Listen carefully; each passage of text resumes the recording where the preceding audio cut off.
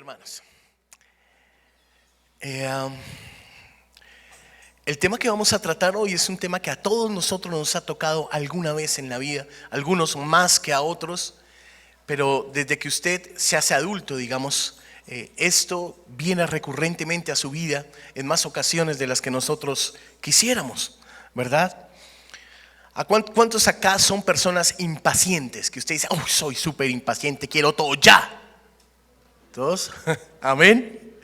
Muy bien, a todos nosotros nos gusta que las cosas sean rápido, ¿cierto? Cuando usted, los que aquí son empresarios, cuando usted da una orden, a usted le gusta que eso se cumpla así, que sea ya, ¿sí o no? ¿Cierto? Y si alguien comienza a tomarlo del pelo, entonces usted lo exhorta, le dice, hey, pero mira, te mandé esto, te mandé aquello y no lo has hecho todavía. En fin, todos nosotros queremos buscar soluciones rápidas para los problemas de la vida.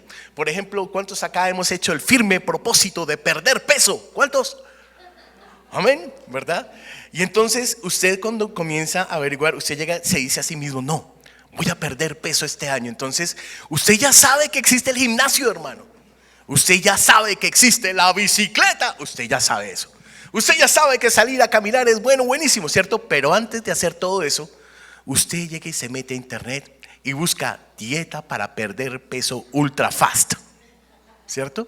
Entonces usted ve, y lo digo hermano porque lo he visto, usted ve personas que se la pasan comprando esas cremas, pastillas, tés, o sea, todo. Y entonces todos decimos, no, es que es para ayudarme, hermano. Yo sé que tengo que hacer ejercicio, pero es para ayudarme. Pero mentiras, que usted lo que quiere es perder peso así super flash, quedar 90, 60, 90, ¿cierto? Que el gordominal se le desaparezca. Usted quiere todo eso, quedar así con la chocolatina. Usted quiere todo eso así súper rápido y todos lo queremos super flash. Y sabe algo, en la vida espiritual también nos pasa eso. A ninguno de nosotros nos agrada esa palabra proceso. Todos queremos todas las cosas super flash. Si usted llega a un ministerio, usted ya rapidito quiere ser el líder de ese ministerio. Si llega a una congregación y Dios medianamente le ha dado el don de predicar, usted ya quiere ser el pastor. En fin, todos nosotros queremos ascender. Queremos ir rápido. Queremos avanzar, queremos que el último seminario nos diga cómo crece la iglesia. Queremos leer el último libro, el libro que nos traiga la gran revelación, hermano. La única revelación que vale la pena para su vida y para la mía está en la palabra de Dios. Y no hay ningún otro lugar en donde usted lo pueda encontrar. Durante los últimos 6 meses he estado siendo exhortado por la palabra de Dios a través del libro de Timoteo. Y he estado estudiando las 2 cartas de Timoteo, que como usted sabe, ¿quién las escribió? Dígalo con confianza, Pablo. Y cada vez que usted está en la presencia de Dios, lo único que desea es que su vida con el Señor sea más profunda, sea más íntima, usted conozca un poco más. La verdadera espiritualidad, hermano, requiere tiempo, esfuerzo y relaciones para crecer. Diga conmigo, relaciones. Muy bien. Durante este tiempo le voy a contar rápidamente qué he aprendido para poderlo contextualizar en lo que quiero predicar en esta mañana. Aprendí que hay 3 elementos de los que habla Pablo esenciales en la vida para tener una vida más profunda con Dios. La primera de ellas es tener las creencias correctas. Usted se ha dado cuenta que nos hemos preocupado en esta congregación, sin duda cometemos errores. Sin duda hay muchísimas cosas que nos faltan, pero nos hemos preocupado porque la doctrina que se imparte en este lugar esté basada íntegramente en la palabra del Señor y en lo posible no esté sujeta a interpretaciones de tipo personal que puedan desviar la doctrina. Muy bien. Por eso en primera y segunda de Timoteo se ha enfatizado la necesidad de tener una sana doctrina durante muchos. Yo le voy a dar acá las citas rápidamente, no le voy a pedir que las busque porque no es en lo que quiero que nos centremos. Usted puede encontrar eso en primera de Timoteo 1:10 para los que están anotando, en primera de Timoteo 6 verso 3, en segunda de Timoteo 1:13 y también en segunda de Timoteo 4:3. Y ahí en segunda de Timoteo 3:16 la palabra de Dios dice que toda la escritura es inspirada por Dios. Y esa palabra inspirada por Dios el Señor la ha dejado para que usted y yo crezcamos y maduremos. Si viniera hoy un gran conferencista y estuviera caminando en medio de ustedes y estuviera hablando de la madurez espiritual, ¿cuántos podrían levantar la mano y decir, no, yo soy completamente maduro, pastor? ¿Cuántos podrían hacer eso? Yo creo que tal vez pocos. El segundo elemento que encontré del que habla Timoteo es la participación en todas las prácticas espirituales. Usted se ha dado cuenta que el Señor nos ha ordenado entrenarnos para ser piadosos, nos ha ordenado crecer en nuestra devoción a Jesús. Y dentro de esas prácticas hay una que estamos haciendo todas las noches a las 8:30 de la noche. ¿Cuántos saben de qué estamos hablando? Amén, ¿verdad? Estamos leyendo la palabra de Dios y el reto es que juntos como congregación, juntos como hermanos, a las 8:30 estemos todos conectados por Zoom. ¿Cuántos se han conectado esta primera semana? Amén, y es una bendición, ¿sí o no? ¿Cierto? Y una de esas disciplinas espirituales es la lectura de la palabra, la lectura diaria, la adoración semanal, los momentos diarios de oración y lo que acabamos de hacer ahorita, que son la entrega de nuestras finanzas al señorío de Cristo Jesús. Lo siguiente de lo que habla el apóstol Pablo en estas cartas es la participación en una comunidad cristiana auténtica. En una comunidad cristiana auténtica. Le voy a pedir ahora sí que me acompañe a la primera carta de Timoteo, capítulo 3. Si es tan amable.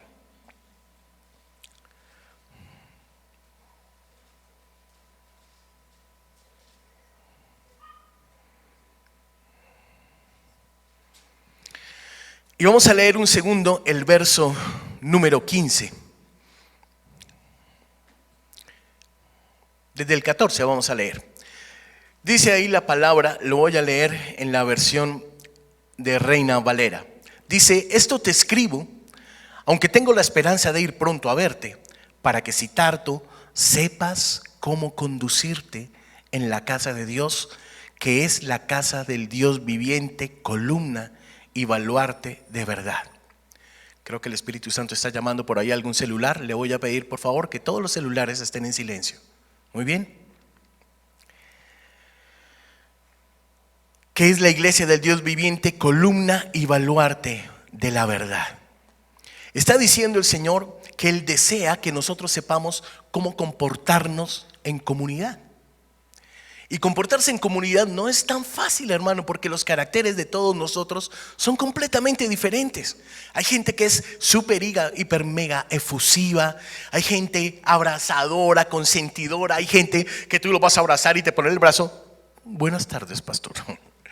¿Sí? Pero no porque no te quieran, sino porque es que así son, ¿verdad? Somos tímidos, muchos huraños, hay diferentes tipos de caracteres y conciliar todo eso en medio de una congregación es algo verdaderamente difícil. Pero el Señor nos ha mandado a vivir en comunidad. Y dependiendo de cómo usted se comporta en esa comunidad, usted aleja a las personas o las acerca. Una de las cosas que aleja a las personas es el temor. Uy, pero temor. Ay, pastor, pero con todo respeto yo no le tengo miedo. No es que me tenga miedo a mí, hermano. Es que tenemos miedo de exponernos. Tenemos miedo de ser descubiertos. Tenemos miedo de que nuestra intimidad sea conocida por otros. Tenemos miedo de ser vistos al desnudo. Y entonces ese comportamiento hace que muchas personas vengan a la congregación. Usted se ha dado cuenta que al final siempre comemos algo, porque en esta iglesia, hermano, Nos encanta comer rico, ¿cierto? Y al final usted encuentra empanaditas o hoy tenemos una deliciosa lasaña por ahí de almuerzo que trajeron las chicas de danzas. Y entonces salimos todos a compartir ahí, pero hay gente que no sale a compartir, sino que se va de inmediato. No quiero hablar con nadie, no da la cara. Es más, cuando estamos en la última administración, en la parte final, salen rapidito para no tenerse que encontrar con nadie, que los pastores no le pregunten nada, en fin. Tienen miedo las personas de ser lastimadas por otras. Excúseme. Y entonces construimos muros a nuestro alrededor para que la gente no se acerque. Cuando usted ve, por ejemplo, estos clásicos de fútbol, usted se da cuenta que cuando hay un clásico hay varios anillos de policía alrededor del estadio, ¿cierto? Y esos son para controlar a las personas y para contener de que no haya algún tipo de desorden. Muy bien, nosotros construimos muros porque tememos ser traicionados, tememos ser burlados, tememos ser juzgados, tememos ser abandonados. Y es un temor común a todos los que estamos aquí. No importa si eres pastor o si eres el líder más pequeñito de la congregación. Todos, sin excepción, tenemos ese temor. Y por ese temor evitamos vivir en comunidad. Evitamos estar en lugares donde bajemos la guardia. Evitamos involucrarnos en la vida de otros cristianos. Por eso nosotros escapamos. Y sabes algo, cuando tú vives en comunidad hay muchas cosas que pasan. Y ahí voy a entrar en materia en lo que le quiero hablar en esta mañana. Y una de esas cosas que pasa cuando usted entabla relaciones con las personas, relaciones significativas, es que las personas lo pueden decepcionar. De lo que vamos a hablar en esta mañana es sobre la decepción. Todos nosotros alguna vez hemos sido decepcionados por alguien significativo para nosotros, porque cuando no es significativo, pues no pasa nada ahí en tu corazón. Pero cuando es significativo, tú sientes una tristeza profunda, una tristeza que muchas veces te abate hasta disminuirte, una tristeza que tú no puedes describir, que hace que poco a poco dejes de participar en las cosas de la iglesia, que poco a poco tus relaciones sean transformadas totalmente porque tu corazón, tu pensamiento está decepcionado. Y no son los otros muchas veces los que nos decepcionan, a veces nosotros somos los que decepcionamos.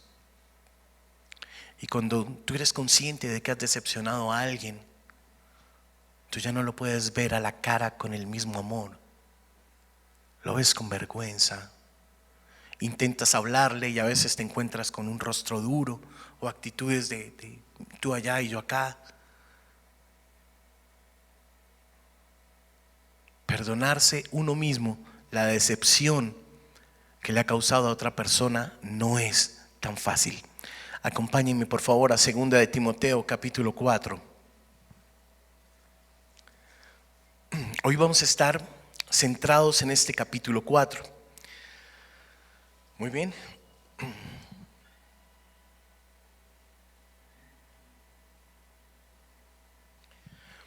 Usted va a ver vamos a leer a partir del verso 9, todavía no comience a leer. En este pasaje que nosotros vamos a ver, usted va a encontrar numerosos nombres de personas que eran personas comunes y corrientes. Estas personas de las que va a hablar la palabra en este pasaje, de las que habla Pablo en este pasaje, eran líderes. Habían estado con él en algunos de sus viajes misioneros, algunos le habían ayudado a fundar congregaciones, ¿verdad? Y este momento en el que el apóstol Pablo escribe esta carta, en este momento él está preso en Roma, ¿ok? Y cuando uno está preso, yo creo que las personas que han estado alguna vez en una cárcel, el común de las personas dice que lo más difícil es la soledad, ¿verdad? Decía alguien por ahí que un verdadero amigo se conoce en la enfermedad y en la cárcel. Hace un tiempo tuve el honor de conocer a una persona, él se llama Augusto. Este hombre era un hombre que toda su vida comercializó piedras preciosas. Entonces él hacía viajes con regularidad al Medio Oriente, porque en el Medio Oriente estaban sus clientes potenciales más grandes. ¿Ok? En uno de estos viajes, a Augusto le hicieron un cambiazo de la maleta. En su maleta, cuando llegó allá, tenía eso, o sea, era de doble fondo la maleta, tenía droga, y lo metieron preso allá sin él tener nada. Y estoy hablándole de un hombre de Dios, un genuino hombre del Señor. Duró 2 años preso en ese lugar. Por fin el consulado, en la embajada, a través de la embajada pudieron traerlo acá a Colombia, ¿verdad? Igual él tenía los cargos por narcotráfico, entonces llegó aquí a purgar una pena, purgó pena allá y llegó aquí a completar la pena. Cuando yo conocí a Augusto, él era una persona súper popular en la congregación. Era una persona jovial, una persona generosa y era un hombre de comunión con el Señor. Y eso era algo muy notorio en una simple conversación. Entonces cuando llegó acá, él a través de una persona se puso en contacto con miembros de la iglesia, se puso en contacto con los pastores de esa congregación en la que nosotros servíamos. Y entonces los pastores fueron a visitarlo una vez. Usted sabe que una visita a la cárcel no es algo que sea agradable, es algo muy desagradable. Fueron una vez y pasaron la voz a los líderes para que en lo posible nosotros fuéramos a ese lugar. Al mes de que él llegó, por fin pude asistir y cuando yo llegué lo encontré llorando. Y me decía este hombre, él era casado, ¿no? Por causa de que lo habían acusado, su esposa pidió la separación, el divorcio, y el día que yo llegué a visitarlo estaban los papeles de divorcio ahí para que él los firmara. Y entonces él me decía, ¿cómo es posible que mi esposa, que me conoce, porque ellos se conocían desde que estaban en bachillerato, hermano, y cuando pasó esto, Augusto tendría casi 50 años, muy bien, que mi esposa que me conoce y sabe quién soy está pidiéndome esto? Así es que la decepción que ese hombre sintió, la decepción de que la gran mayoría de personas que él consideraba sus amigos nunca jamás fueron a la cárcel a visitarlo. La decepción era una cosa tremenda. Vamos ahí a la palabra. Recuerde lo que le acabo de decir, que Pablo estaba ¿en dónde estaba? En la cárcel.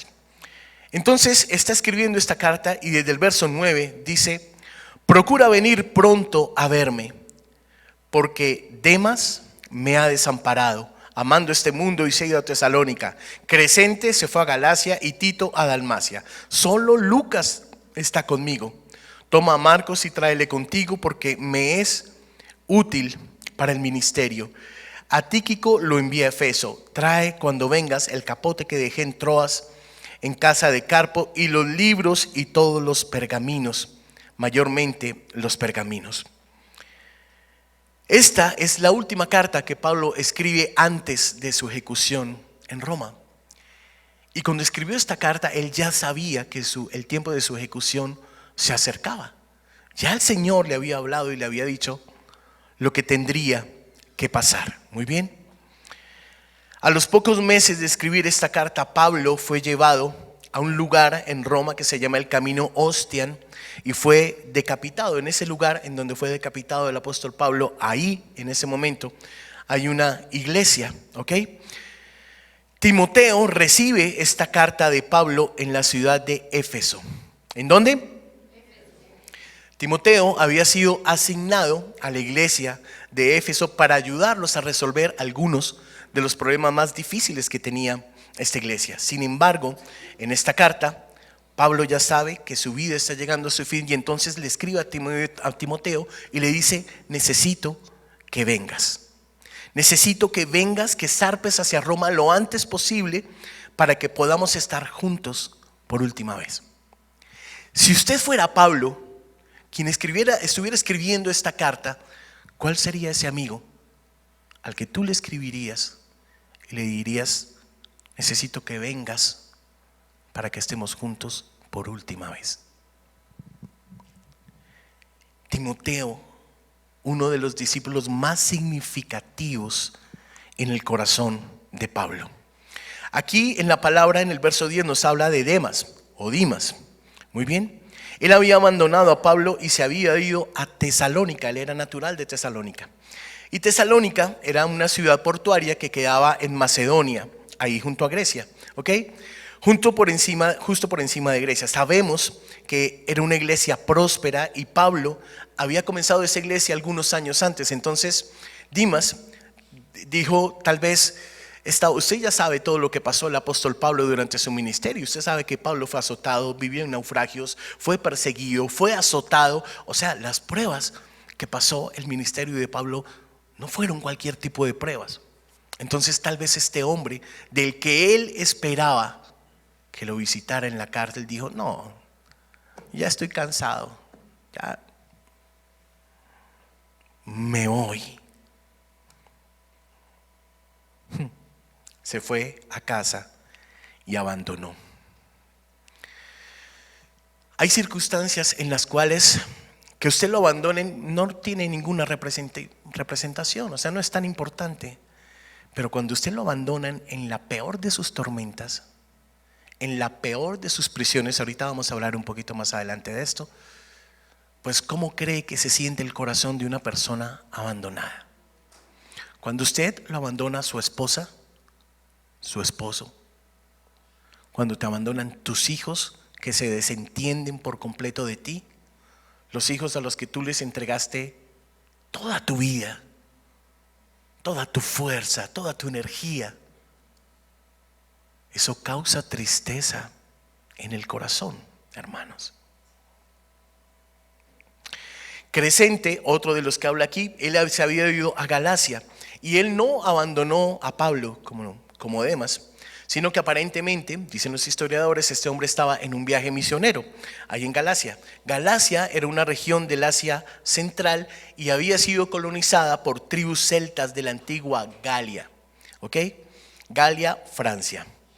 Tito se había ido a Dalmacia, pero la antigua Dalmacia era una región montañosa en la costa oriental del Adriático y aparentemente Tito había terminado su trabajo en la ciudad de Creta y se había ido a otro viaje ministerial. En fin, el único que permanecía de todo ese equipo misionero con Pablo era Lucas. Usted sabe que Lucas acompañó a Pablo en varios de sus viajes. Lucas escribió el Evangelio de Lucas y además también escribió el libro de Hechos de los Apóstoles, por si no lo sabía. Había cristianos de Roma también con Pablo, pero de su propio equipo ministerial solo quedó Lucas. Muchos estudiosos de la Biblia creen que Tíquico, otro de los que habla el pasaje, fue el tipo que llevó a Timoteo a Roma, de Roma a Éfeso, para entregarle la carta a Timoteo. Muy bien. Tíquico se menciona en Hechos de los Apóstoles, se menciona en Efesios, se menciona en Colosenses como uno de los líderes claves del ministerio de Pablo. Si usted es pastor, yo le pido que por un segundo usted se coloque en los zapatos y en los pantalones de Pablo. Si usted es un pastor, usted está dirigiendo un equipo misionero en un lugar y lo toman preso a usted. Usted esperaría que al menos su equipo esté con usted, ¿verdad? ¿Por qué le digo esto? Porque es que es común que en los malos momentos mucha gente lo deje solo. Es común que cuando viene la tormenta sobre un ministerio, usted se quede solo. Es común que cuando le están acusando, sus líderes le den la espalda y digan, mejor él, mejor ella. Es común. No le extrañe, le pasó a Pablo. ¿Y sabe a quién más le pasó? ¿A quién? A Jesús. ¿Dónde estaban todos los apóstoles cuando Jesús estaba siendo juzgado? Los que habían compartido 3 años de ministerio con él, desayunos, almuerzos, comidas, risas, abundancia, todo lo habían compartido con él. Y en el momento en que lo tomaron para llevarlo a juicio, todos desaparecieron. Pedro, que era su amigo más cercano, lo negó. ¿Qué cree que sentía el corazón de Jesús? La palabra no dice que Jesús se decepcionó de Pedro, solo lo miró.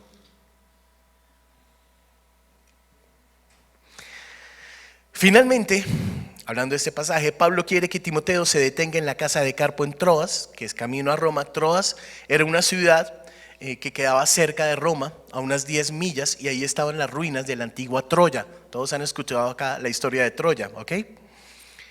Aparentemente Pablo había dejado todo lo que él había escrito y había dejado los pergaminos que contenían el Antiguo Testamento allá en la casa de Troas con Carpo, en Troas con Carpo. Así que ahora él estaba en la prisión y quería esos documentos con él. Si usted está en un lugar, en una prisión, nosotros ahora tenemos libro. Usted ahora tiene el celular y por el celular usted puede acceder a 1.000.000 de cosas, ¿verdad? Pero en ese tiempo lo único que había era escribir o leer. No había más. Y cuando usted está en un lugar de eso, usted lo que necesita es que su fe sea avivada. Por eso él pidió esos documentos. Por eso, hermano, ¿sabe algo? Es tan importante cuando alguien te pide oración, es tan importante que de tu parte le envíes una palabra que pueda avivar su espíritu. Es tan importante que usted le envíe una palabra que lo pueda levantar, que lo pueda consolar, que lo pueda sostener, porque es que las palabras de hombre no tienen ningún poder. Lo que verdaderamente tiene poder es la palabra del Señor. Amén. Entonces, en medio de ese encarcelamiento, Pablo necesita compañía. Sus libros y el capote del que habla era una capa, pues para mantenerse caliente. Se acercaba el invierno. Pablo fue decapitado en tiempo de invierno en Roma. Así es que lo único que tenía era una túnica ligera, no tenía nada que lo abrigara. Así es que este hombre, píntese ese cuadro, estaba en esa cárcel completamente solitario. Entraba el frío del invierno, ¿verdad? Con un frío total y absoluto, y no tenía a nadie. Solo Lucas, que era el que lo visitaba. Si acá los que nos vimos la película de Pablo, nos acordamos de Lucas escribiendo todo cuanto Pablo le hablaba y todo cuanto Pablo le decía. Pero yo quiero concentrarme aquí en Demas y en Marcos, porque estas dos personas eran las personas que habían decepcionado a Pablo. Demas era mencionado como una de las personas clave en el ministerio de Pablo en sus cartas a Filemón, lo puede leer, y a la iglesia en la ciudad de Colosas. Eso está en Filemón 24 y Colosas 4, 14. Perdónme, la cita de Filemón no está precisa, pero la de Colosenses es Colosenses 4, 14. Pero algo sucedió y Demas había abandonado a Pablo. Tal vez, mire hermanos, a todas las personas, sin excepción, nos gusta estar en un lugar cómodos. ¿A cuánto les gusta? A todos. ¿A alguien le gusta incomodarse? ¿Verdad que no? Cuando usted lo invitan a un lugar, digan, mira, te invito a mi finca. Y uno, sí, finca, vente, ¿y dónde vamos a dormir? No, eso tendemos colchones en el piso, tenemos sleeping y ya, y dormimos. Entonces, no, pastor, no. Yo espero un tiempito. Mira, imagínate que ahorita no puedo. Tengo un compromiso justo ese día. Hermano, pero el otro fin de semana también es puente. No, pastor, tampoco, no, ese tampoco puedo. Porque no nos gusta incomodarnos, ¿verdad? Usted se ha dado cuenta que hay gente aquí que tiene vehículos y hay gente que ha venido enferma, literalmente enferma, ¿verdad? Y no se ha movido el corazón de algunos para decirle, hermano, ven, te voy a llevar a tu casa. No importa que vivas lejos. ¿Por qué? Porque no nos gusta incomodarnos. Mientras nosotros estemos bien, los demás no nos interesan. Amén. Muy bien. Entonces, tal vez este Demas se cansó de viajes sin comida, se cansó de estar lejos de su familia, se cansó de estar fuera de la comodidad y se fue a Tesalónica, un lugar seguro, un lugar cálido, pero dejó a Pablo solo. Dejó a su amigo, dejó a su mentor, dejó a quien había sido su maestro. Si usted invierte su vida en alguien, ¿verdad? La palabra dice que es mejor no esperar, que hay que esperar solo de Jesús, pero finalmente somos humanos. Y si tú has invertido tu vida en alguien, tú esperas que en ese momento de soledad, al menos tú tengas la compañía de esa persona. Al menos. Si usted hace un recorderis de cómo ha sido su proceder durante las tormentas de los otros, usted se va a dar cuenta que muchas veces hemos procedido de manera incorrecta. El lenguaje y las palabras dan para todos. Hermano, estoy orando por ti. Sí, hermano, su oración es valiosa, pero es que hay momentos en que lo más valioso es su compañía. Su oración no puede abrazar a alguien que está llorando. Su oración no puede consolar al que está enfermo, al que no se puede mover. Pero cuando usted va, solo con que lo vean, la otra persona dice: wow, soy importante para esta persona. Ah, qué chévere esto. Muy bien. La palabra también nos habla ahí de Marcos. Usted sabe que Marcos también tuvo una historia similar y decepcionó a Pablo. En el primer viaje ministerial, Marcos había sido uno de los primeros miembros del equipo, pero según el libro de Hechos, si lo quiere ver está en Hechos 13, según el libro de Hechos, Marcos abandonó a Pablo al principio del viaje. ¿Y qué pasó con Pablo? De una vez se argumentó. Marcos, ese Marcos no sirve para nada, no me lo lleva. Al segundo viaje ya no quería, ya no lo quería con él, ¿cierto? ¿No le ha pasado que muchas veces nosotros somos así? Que alguien te falla una vez y de ahí en adelante quedó estigmatizado. Ya esa persona ya es esa falla. No es la persona como tal, sino es el nombre de la falla. Llámese mala paga, llámese mentiroso, llámese malgeniado, como quiera llamarlo, como usted llame el estigma. Y nosotros muchas veces hemos procedido de esa manera, así como procedió Pablo, ¿verdad? Sin embargo, encontramos a Pablo pidiéndole aquí a Timoteo que lleve a Marcos, porque ve que Marcos tiene algo nuevo para ofrecer en el ministerio. En otras palabras, lo que estaba diciéndole aquí Pablo a Timoteo era: lleva a Marcos porque le quiero dar una oportunidad más. Una oportunidad más. Demas y Marcos fueron personas que decepcionaron a Pablo. Sin embargo, hay algo especial que Pablo hizo y fue responder con gracia, dando la oportunidad. En otras palabras, diciéndoles: vuelvo a confiar en ti. ¿Y sabe algo? Usted puede volver a dar su confianza y la pueden volver a decepcionar. Pero lo que el Señor nos demanda aquí a través de la vida de Pablo es: reacciona con gracia, reacciona con amor. Porque el día que tú te equivoques, ¿cómo quieres ser tratado? ¿Alguno aquí puede levantar su mano diciendo: jamás te voy a fallar? ¿Alguno aquí puede levantar su mano diciendo: no voy a decepcionarte nunca jamás, ahí voy a estar firme? Pedro lo pensó, lo dijo, ¿y qué hizo? Todo lo contrario. Porque, hermanos, nuestro corazón nos engaña en el momento que nosotros, en el momento más inesperado, ¿sí? Pablo le dio a Marcos una nueva oportunidad. Una nueva oportunidad. Cuando usted está en comunidad, comenzamos hablando de eso, hay gente que lo va a decepcionar. Hay gente que no va a hacer lo que le prometieron. Hay gente que no va a hacer lo que usted espera que hagan. Pero aún así, merecen una oportunidad. Porque ¿cuántas veces usted y yo no hemos hecho lo que Cristo nos ha dicho? Y nos habla todos los domingos. Nos habla todos los días en el lugar secreto. Y nosotros vemos, pero oídos, hermanos, sordo. Corazón sordo. y Dios nos sigue dando oportunidades, ¿por qué nosotros vamos a hacer algo diferente?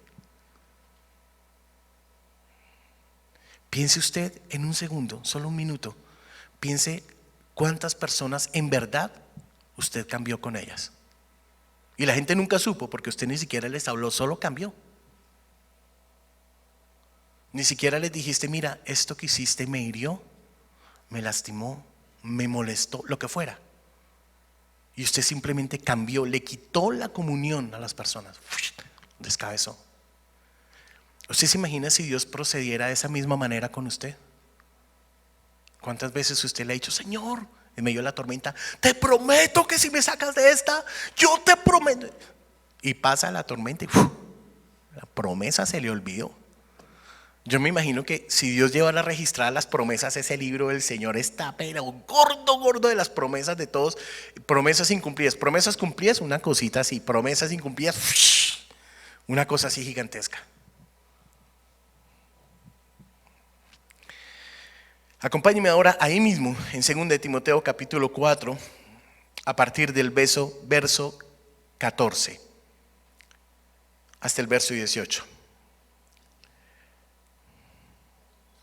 Entonces recuerde, esto primero que vimos es, usted tiene que aprender a tratar con personas que lo han decepcionado. Lo segundo que vamos a ver hoy es que usted tiene que aprender a tratar con personas que se oponen a usted. A ninguno de nosotros nos gusta que alguien se oponga cuando nosotros decimos algo. Y entonces cuando la gente se opone, nosotros pensamos, lo tomamos personal, ¿cierto? Nuestro rostro cambia de inmediato. Eso mira feo, respira duro, frunce el ceño. Pero ¿por qué es que no le gustó? A ver, ¿por qué? Cuente. Sí, no, tranquilo o tranquila, ¿verdad? Porque a nadie le gusta que se opongan, pero resulta que la gente tiene derecho a tener su propia opinión, y a veces cuando la gente disiente es el Espíritu Santo que puede redarguirte y puede decirte, hey, estás yendo por el camino que no es, hey, está llamando tu atención, está como cuando alguien te hace así, te tocó el hombro y tú volteas a mirar y está diciendo, hey, no has visto para allá, mira para este lado, ¿verdad? No sabemos lidiar con la oposición. Dice la palabra, verso 14, Alejandro el cardelero, es decir, el metalúrgico, este hombre era un fabricante de armas, herraduras, de todo esto, ¿ok? Me ha causado muchos males, el Señor le pague conforme a sus hechos. Guárdate tú también de él, pues en gran manera se ha opuesto a nuestras palabras. En mi primera defensa ninguno estuvo a mi lado, sino que todos me desampararon. No les sea tomado en cuenta, pero el Señor estuvo a mi lado y me dio fuerzas para que por mí fuese cumplida la predicación y que todos los gentiles oyesen. Así fui librado de la boca del león. Y el Señor me librará de toda obra mala y me preservará para su reino celestial. A Él sea la gloria por los siglos de los siglos. Dice ahí la palabra que Alejandro, el metalúrgico, el carderero, era uno de los oponentes de Paul, y este era especialmente doloroso para el apóstol Pablo.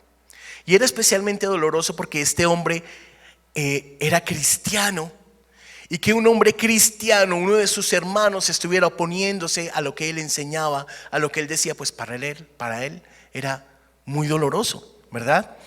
Si quiere, acompáñeme un segundo a 1 de Timoteo 1, versículo 20. Y ya vamos a ver quién era este hombre Alejandro del que estaban hablando aquí. Yo lo voy a leer desde el verso 18, pero quiero que se fijen en el 20. Dice la palabra, este mandamiento, hijo Timoteo, te encargo para que conforme a las profecías que se hicieron antes en cuanto a ti, milites por ellas la buena milicia, manteniendo la fe y buena conciencia, desechando la cual naufragaron en cuanto a la fe algunos, de los cuales Himeneo y Alejandro, a quienes entregué a Satanás para que aprendan a no blasfemar. Entonces este Alejandro del que estaba hablando aquí la palabra en 2 de Timoteo era alguien que había sido expulsado de la comunión de una iglesia de sana doctrina. Y entonces este hombre había alimentado un resentimiento contra el apóstol Pablo. Muy bien. La mayoría de los estudiosos creen que este Alejandro, luego de que fue expulsado de la iglesia, entró a formar parte de los judaizantes. Estos judaizantes eran un grupo que se dedicó a desvirtuar las enseñanzas del apóstol Pablo, ¿verdad?, en las iglesias a donde él iba. Es decir, Pablo llegaba, enseñaba en un lugar y después estos hombres llegaban y punto por punto, con una lista en mano, comenzaban a desvirtuar lo que Pablo había enseñado. Entonces, tal vez, posiblemente, Pablo había discipulado a Alejandro en esta primera iglesia de la cual fue expulsado Alejandro, ¿ok? Y este hombre estaba lleno de rencor, pero Pablo le guardaba cariño. Y cuando usted le guarda cariño a alguien y procede de esa manera contra usted, pues a usted le duele el corazón. Porque es que usted no es de piedra, su corazón no es de cartón. Su corazón no es de papel, a usted le duele. Y Pablo estaba diciendo: este hombre, wow, me ha causado muchos males. ¿Ha tenido uno de esos? Hombre, mujer, familiar, hermano, hermana, esposa, hijo, que por causa de que usted es del Señor se ha dedicado a hacerle la vida imposible. Que cada vez que usted está en medio de otros trata de ridiculizarlo. ¡Ah! ¿Con qué cristiano? ¿Y por qué le da mal genio, Señor? En fin, yo creo que todos hemos tenido de esos. Pablo menciona este grupo del que le hablo, lo menciona en Gálatas, hemos estudiado Gálatas, lo menciona en 2 de Corintios, lo menciona en Filipenses y también aquí en 2 de Timoteo, donde advierte: hermano, cuando usted llegue, le advierte a Timoteo, le dice: cuando usted llegue, tenga cuidado con Alejandro. Él va a llegar a usted como mansa ovejita. No le coma cuento, no se acerque a ese señor. ¿Ha conocido alguno así? De esos que se acercan como ay, y por detrás, hermanos, son tremenda fiera. ¿Sí? ¿Ha conocido esos? Lo triste es que a veces los tenemos aquí mismo en la iglesia. El otro oponente, ¿verdad? El otro que se oponía a lo que Pablo estaba haciendo era el gobierno. Hermano, y esa no era una oposición pequeña. Usted sabe que Roma era multiteísta, era politeísta. Entonces ellos tenían dioses para todo, tenían templos para todo. En sus templos había tremendas bacalas, había todo. Y Pablo estaba anunciando al Rey de Reyes y al Señor de Señores. Y por supuesto a la gente del gobierno no le agradaba que Pablo estuviera haciendo esto. Entonces un gran oponente fue el gobierno romano. Y dice ahí que Pablo tuvo una audiencia preliminar. Mire, dice ahí en el verso 16 de 2 de Timoteo 4: en mi primera defensa ninguno estuvo a mi lado. Yo no me logro imaginar lo que se siente que su vida está en juego en medio de un juicio y ni uno de sus amigos esté ahí para respaldarlo. Ni uno. Ni uno fue. Sin embargo, la misma palabra dice: pero el Señor estuvo a mi lado y me dio fuerzas. Sabe, hermano, muchas veces usted también va a estar solo. Muchas veces las personas en las que usted confía también le van a dar la espalda. Van a murmurar contra usted, van a descalificarlo delante de otras personas, van a menospreciarlo, van a tenerlo por poco, van a hacer de todo. Pero cuando llegue ese momento, usted tiene que recordar este verso: el Señor estuvo a mi lado. Porque es el Señor el único que le puede dar consuelo suficiente y real. Amén. Dice ahí en la primera defensa: ninguno estuvo a mi lado, sino que todos me desampararon. Pero Pablo dice: no les sea tomado en cuenta. Mire el corazón de este hombre. O sea, Pablo era un hombre con un carácter fuerte. Había sido militar.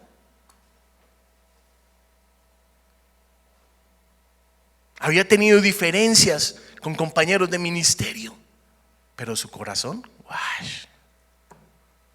O sea, usted sabe lo que se siente estar, imagínese esto, imagínese que usted llega a una audiencia y esos sitios donde se ejecutaban las audiencias eran sitios amplios donde podían ir los ciudadanos. Él estaba preso en Roma, podían ir los ciudadanos y podían ir los políticos a ver el juicio. Estaba el ente acusador, gran parte de nuestro sistema legal actual está basado en el derecho romano, ¿verdad? Había un ente acusador y las personas tenían que defenderse ellas solas. Entonces, en medio de una multitud de enemigos, porque literalmente eso eran, ¿sí? No ver ni un amigo ahí, y aún así decirle al Señor: Señor, no les tomes en cuenta esto. No les tomes en cuenta esto. Si fuera uno de nosotros, tal vez diríamos: Señor, haz justicia, Padre. Porque ese es el corazón del hombre. Ese es el corazón del hombre. Pablo dijo: no les sea tomado en cuenta. Dios estuvo a su lado y le dio fuerzas. Y la fuerza no fue para cualquier cosa, dice: para que por mí fuese cumplida la predicación y todos los que estaban en ese lugar escucharan. Es decir, ¿usted no cree que el corazón de Pablo se decepcionó de no ver ahí ningún amigo? Pero él no se quedó ahí con eso. Tal vez le dio tristeza, le dijo: Señor, ok, perdónalo. Lo más importante es que estas personas que jamás han escuchado de ti, que hoy vienen a este juicio a acusarme, que todas estas personas escuchen de ti. Wow. Ese es Pablo. Y eso es lo que Jesús hace en un corazón que está rendido y entregado a Él. Eso es lo que Jesús hace cuando tus ojos están puestos en quien deben estar puestos. Porque sabes, todos los hombres vamos a fallar.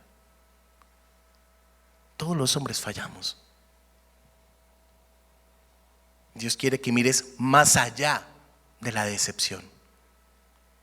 Dios está por encima de todo aquel que te ha podido decepcionar, lastimar, traicionar. Dios está por encima de todo esto.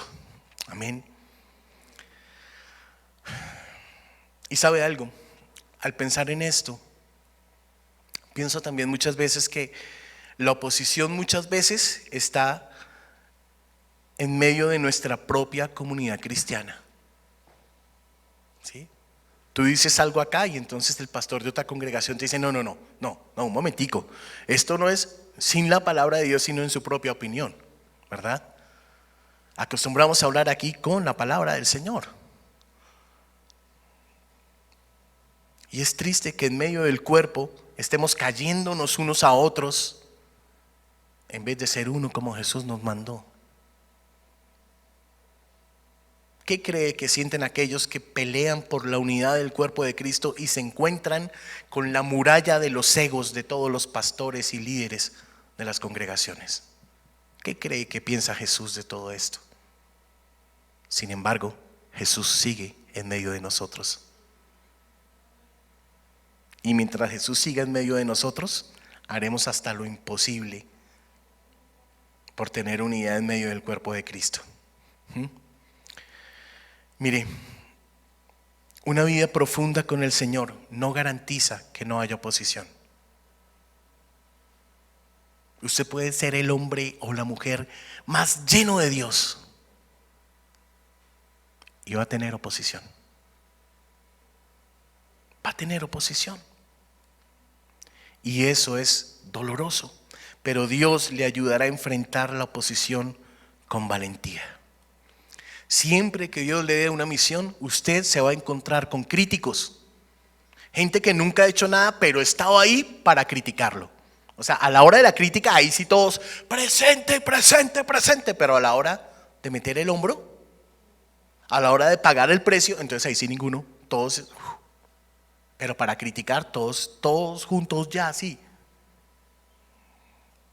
Usted se va a encontrar con esa crítica. Como pastores, estamos expuestos a la crítica, porque no somos perfectos. Somos humanos y más humanos que ustedes.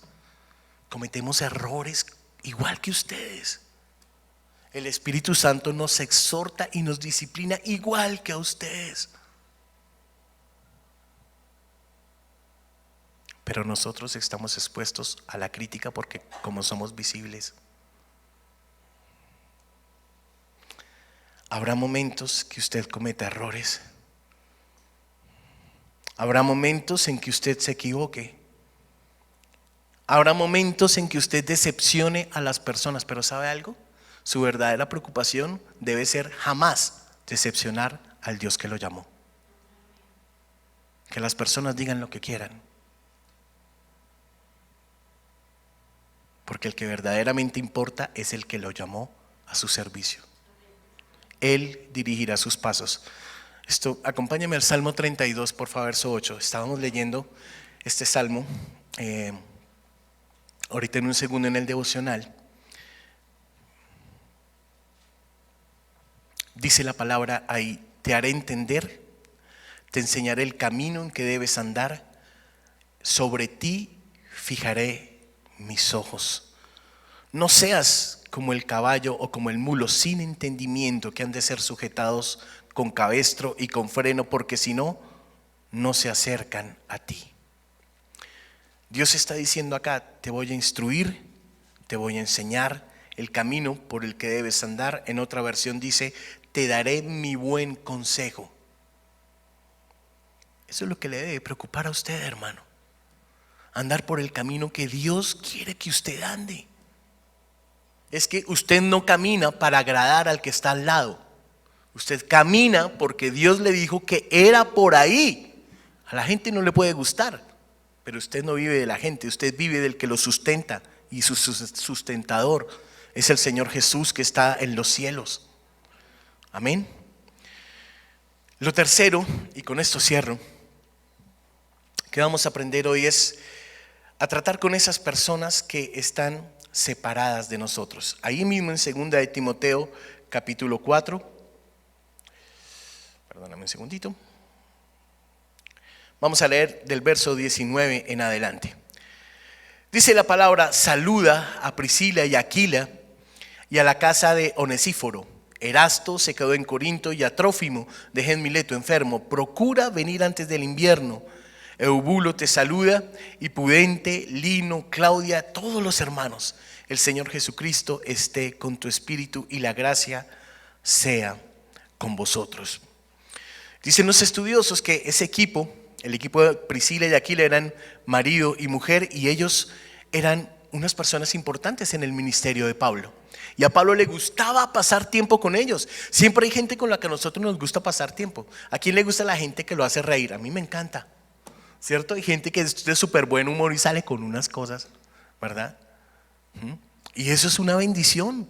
Es una bendición que tu esposo, tu esposa, tus amigos te hagan reír.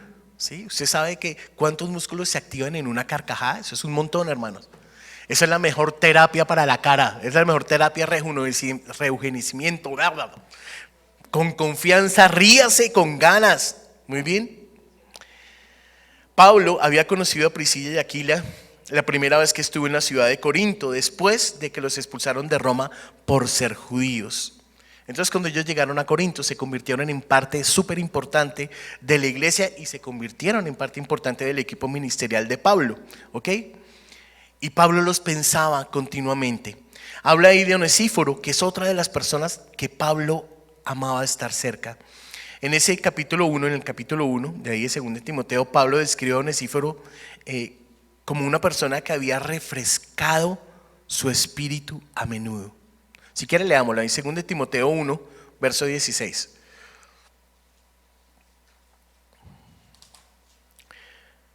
Dice: tenga el Señor misericordia de la casa de Onesíforo, porque muchas veces me confortó y no se avergonzó de mis cadenas. Imagínese si una persona así no está en alta estima para usted. Aquel que lo consuela, aquel que lo levanta, aquel que cuando usted está deprimido o está triste, tiene esa palabra de refrigerio para usted. Aquel que no se avergonzó cuando usted estaba en la mala. ¿No amaría usted a ese tipo de personas? ¿No las amaría? Estuvo ahí, no estuvo de palabra, no mandaba mensajes de WhatsApp diciendo, ay, estamos contigo. No, estuvo ahí. Ese era Onesíforo. Y por eso sabemos que Onesíforo viajó a Roma y buscó a Pablo hasta que lo encontró y no le importó que fuera prisionero. Cuando Onesíforo conoció a Pablo, lo conoció como el líder, el predicador, el wow. Y cuando lo fue a buscar, lo encontró en la prisión y siguió siendo su amigo. Siguió amándolo, siguió confortándolo, siguió llenándolo de su amor. Amén. Estas son las personas de las que amamos estar cerca. Y ese tipo de personas en su vida son las que compensan todos los males que hacen los Alejandros. El primer Alejandro del que hablamos acá. Porque Alejandros, hermanos, eso abundan, son una manada. Es la verdad, perdóneme la expresión, pero es la verdad. Abundan los críticos, y lo tenaz de todo es que siempre los críticos nunca hablan frente a usted, siempre hablan a su espalda. Nunca de frente, siempre a su espalda. Claramente Pablo extrañaba a mucha gente. Claramente Timoteo era su discípulo más amado y lo amaba tanto como para pedirle, ven, necesito que dejes lo que está porque quiero pasar mi último tiempo contigo. Mire que estos nombres que leímos aquí en este último pasaje, todos eran muy cercanos a Pablo, ¿cierto? Cuando usted está en la vida de una congregación y una congregación es constituida, siempre cuando uno constituye la congregación uno piensa que la gente siempre va a estar con uno. Es el anhelo del corazón de uno. Ay, siempre voy a estar con estos son mis amigos. Cuando seamos viejitos, y entonces vemos a los muchachos que algunos de ellos los hemos visto crecer desde pequeñitos, y entonces uno se le llena el corazón de gozo de ver que están sirviendo al Señor. Y me acuerdo de Cami, como digo, chiquitita, Octavio, me acuerdo de Andresillo Torres, así todo enanito tocando la batería la primera vez que tuvimos la noche de talentos. Me acuerdo de muchas cosas. Me acuerdo del pastor con barba. No, mentiras, pastor, nunca se dio barba. ¿Verdad? En fin, nos acordamos de muchas cosas y nosotros pensamos que con ellos vamos a desarrollar siempre nuestra labor ministerial, pero va a llegar un momento en el que el Señor posiblemente nos separe. Va a llegar un momento en el que pastores, líderes, por dirección del Señor, tengamos que ir a otro lugar. Y usted sabe la tristeza que causa en el corazón cuando uno se despide. Uy, despedirse es una cosa, hermanos, ¡guau! Es una cosa dura. Cuesta desprenderse del amor de las personas, ¿verdad? Pero así como Pablo un día tuvo que dejar a sus discípulos para que la obra fuera extendida, formamos líderes en este lugar. Formamos líderes para que la obra del Señor sea extendida. No formamos líderes para que acá todos nos miremos y veamos lo bonitos que somos. Formamos líderes para que la obra del Señor sea extendida.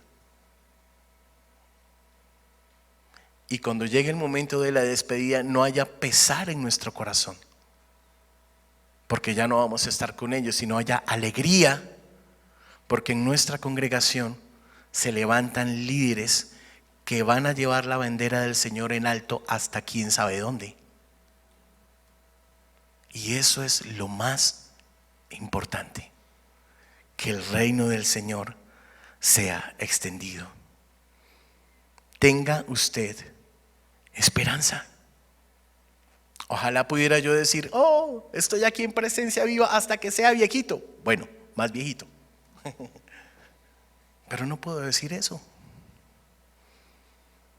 porque yo soy un siervo del Señor, mi esposa es una sierva del Señor. Y Dios en algún momento puede decir, ¿sabes qué? Necesito que hagas esto. Y cuando lo haga, como somos siervos, tenemos que obedecer. Dios puede llevarse a alguno de los muchachos de la alabanza. Puede llevarlo a otro lugar a ministrar. Puede llevar su ministerio a otro lugar. Lo va a pasar a otro sitio. ¿Y entonces vamos a estar tristes? Al contrario, vamos a estar felices. Porque Dios lo va a llevar a algo nuevo. Y los retos son una bendición, hermanos. Porque son la gasolina de la vida. Los retos que pone el Señor van a ser la gasolina que va a mantener encendida la chispa de su corazón cada día de su vida. ¿Usted cree que no ha sido un reto tener esta congregación durante estos 5 años largos? Ha sido un reto.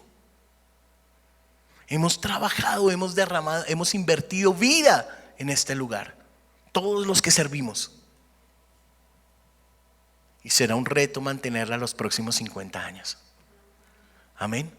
Será un reto cuando nosotros seamos viejitos y vengamos a este lugar y estén los hijos de Pipe, estén los hijos de Lu, estén los hijos, estén los hijos de Camila, de Andrés, de Andresillo, de Gaby, si Dios nos da tanta vida,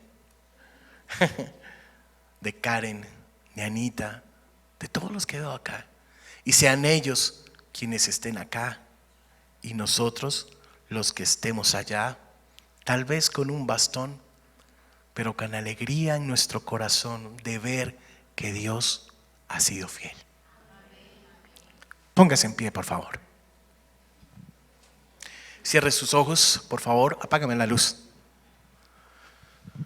Padre Santo, quiero agradecerte, Dios, por este tiempo, Dios, en que me has permitido compartir tu palabra, Dios. Quiero agradecerte por la vida de todos los que se congregan en este lugar, Jesús.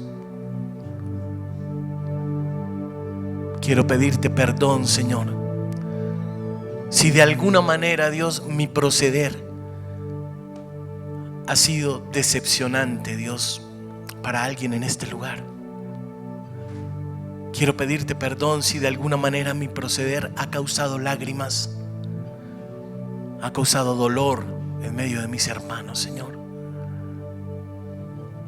Quiero pedirle perdón a mis hermanos por mis muchas equivocaciones y errores.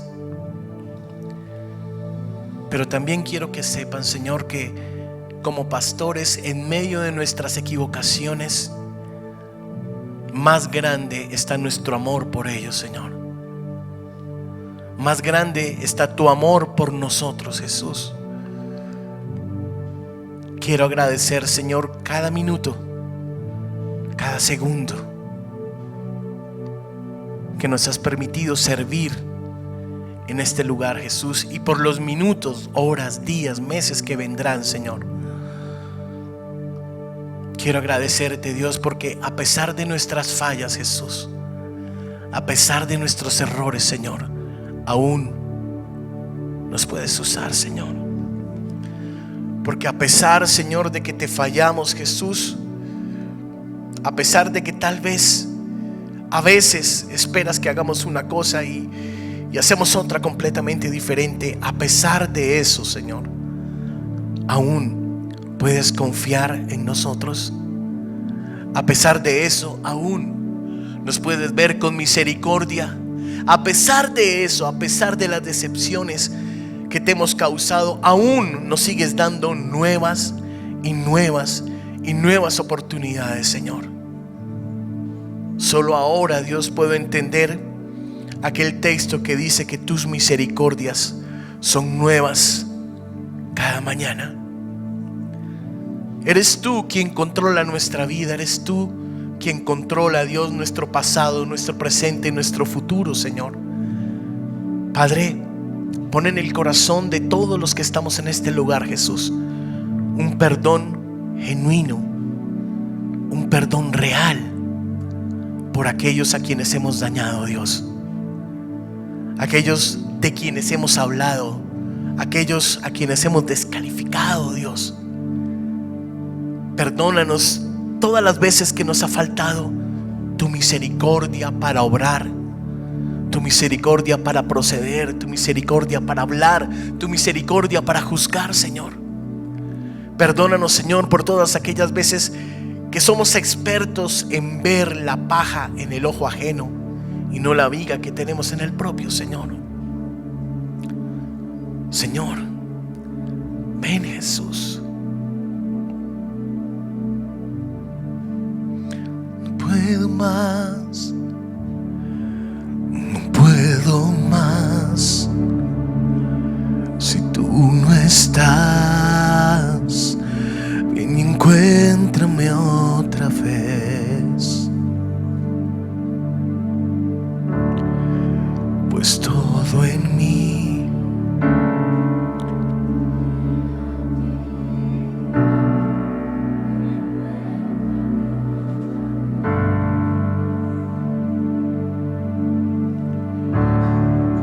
no puedo más. Si tú no estás, ven y encuéntrame otra vez. Pues todo en mí te anhela a ti. Ven, encuéntrame otra vez.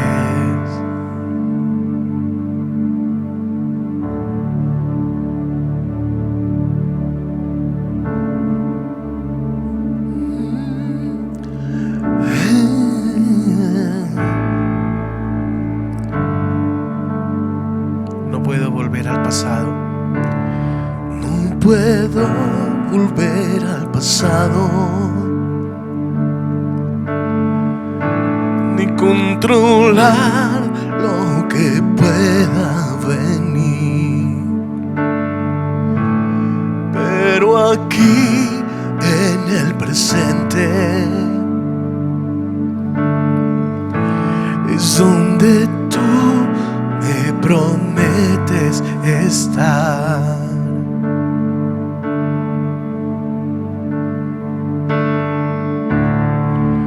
No puedo más si tú no estás.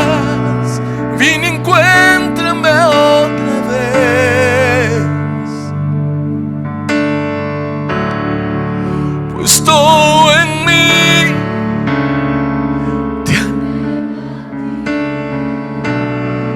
ven, encuéntrame otra vez. Una vez más, dígale a su rey. No puedo más. Ven, encuéntrame otra vez. Pues todo en mí te anhela a ti. Ven, encuéntrame otra vez.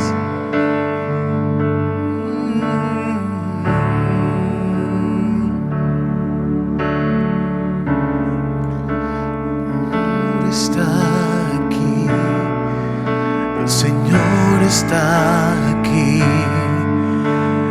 Ven, Santo Espíritu, aviva estos huesos.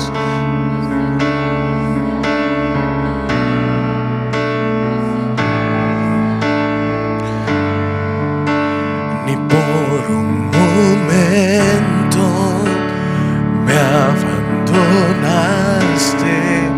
El Señor está aquí. El Señor está aquí. Ven, Santo Espíritu, aviva estos huesos.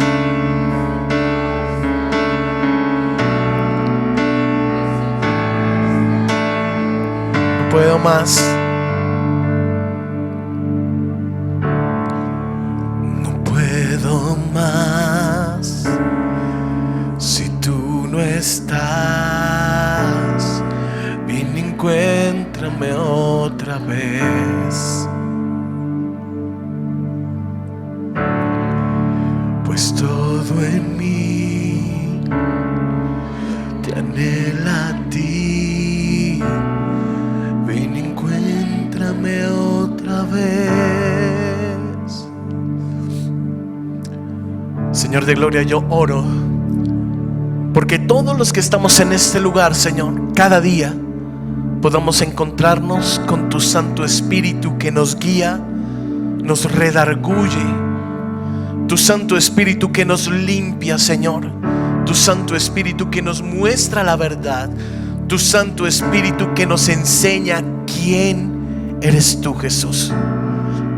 Deja que todos los que estamos en este lugar, Señor, podamos ver más allá de las decepciones, podamos ver más allá de los errores, podamos ver más allá de lo que nos divide, de lo que nos desanima, y podamos verte a ti, oh Rey de gloria, y seas tú, mi Señor, quien perfecciona nuestro amor. Te amamos, oh Rey, y te bendecimos en el nombre de Jesús. Amén.